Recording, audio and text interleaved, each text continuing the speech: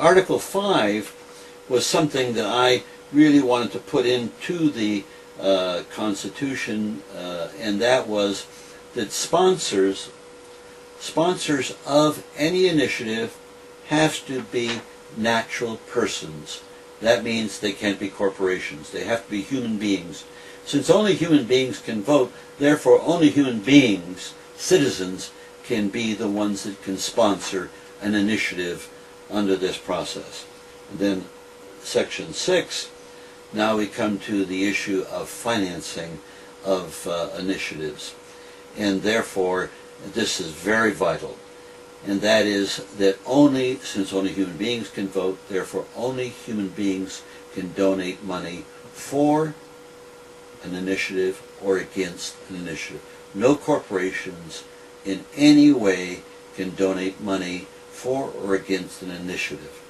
Now, what's unique in this regard is that we do not have a cap on the money. So if, let's say, Warren Buffett wanted to spend $1 billion for an initiative and Bill Gates wanted to spend $1 billion against the initiative, they're entitled to do that. What's key to this process is we have a communications process within the national initiative that is such that a person would have to hide, would have to really avoid being informed about what their interest is in an initiative. Because once a person knows anything about an initiative, they can be guided by their enlightened self-interest, and it won't make any difference how much money anybody spends for or against an initiative. That person will be guided by their enlightened self-interest.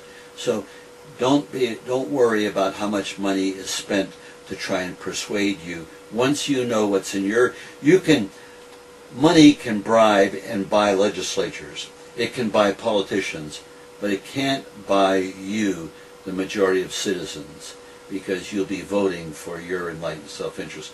If they happen to spend all this money for something you believe in, then there's just a meeting of the minds as to what your enlightened self-interest is all about. But it's very important to limit the amount of money only to natural human beings, and to not turn around and limit the amount of money natural human beings can spend, because that limits the voice, that puts a cap on the freedom of speech. And when you begin to do that, where do you draw the line?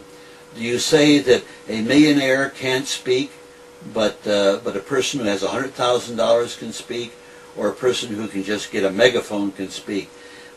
Somebody has got to make that decision, and that becomes very capricious and very dangerous. And so I don't think you can go there. So you can't put a cap on it, but what you do is we have very specific procedures that you go to jail if you don't really reveal where the money comes from the individuals who do spend money on this issue. But the response to this issue is to provide the process of informing the people what their enlightened self-interest is, and we do that in the law. And of course the last section is the provisions to enforce this article. Most of the, in fact, not all of the amendments to the Constitution, it always ends by saying the Congress has the right to go forward and pass whatever laws are necessary to enforce the amendment in question. What we say here is that the people, through initiative, have the right to put forth procedures to enforce this amendment, which of course is the power we're giving to the people to make laws. There may be a confusion between Section 2 of the amendment and Section 4. Bear in mind that Section 2 is how the people enact the national initiative. All that is doing is permitting the people to go around the government and enact the national initiative directly, since the Congress won't enact this and empower the people to make laws. This is not dealing with policy issues, whether you want to vote on a woman's right to do this, or vote on whether or not we declare war. These are policy issues. All we're talking about with the national initiative is the power for the people to make laws and amend constitutions. That's it.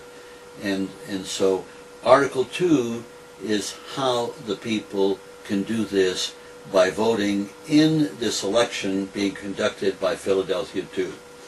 Now, Section 4 deals with how the people will amend a constitution, the Constitution of the United States, and how they will enact federal statutes.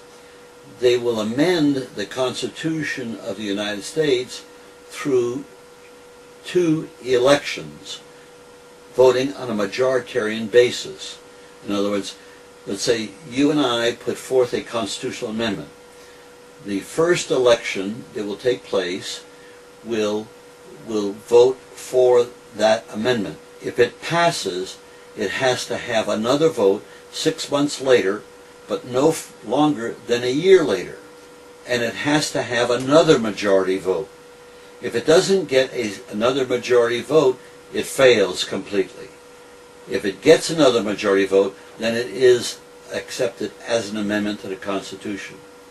Now, with respect to a federal statute, or a city council statute, or a state statute, it just takes a simple majority vote in that election, in that jurisdiction, in the relevant jurisdiction, whether it's a local jurisdiction, a state jurisdiction, or a federal jurisdiction.